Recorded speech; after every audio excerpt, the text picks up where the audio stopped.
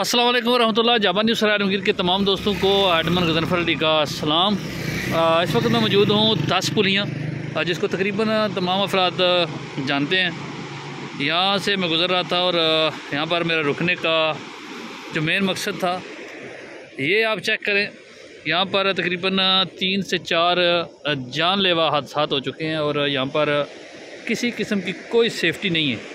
सबसे अहम बात है कि यहाँ पर जो है वो टर्न है, रोड सीधा भी नहीं है, यहाँ पर मोड़ है और रात के वक्त अगर आगे से गाड़ी आ जाती है तो लाजम जो है वो एक्सीडेंट हो सकता है। और गहराई आपको मैं दिखा सकूं, ये चेक करें ये कितनी गहराई है।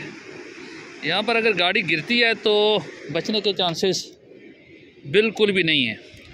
महकमा हाईवे और दीगर अदारे जो इस चीज़ के ज़िम्मेदार हैं, जिनका ये काम है, उनसे पुरज़ोर अपील है जनाब राजा मोहम्मद असलम साहब MPA और MNA चौधरी मोहम्मद लियास साहब के इस का फ़ौरन नोटिस लिया जाए और ये हिफाजती जंगला जो है वो फिलफौर यहाँ पर लगाया जाए।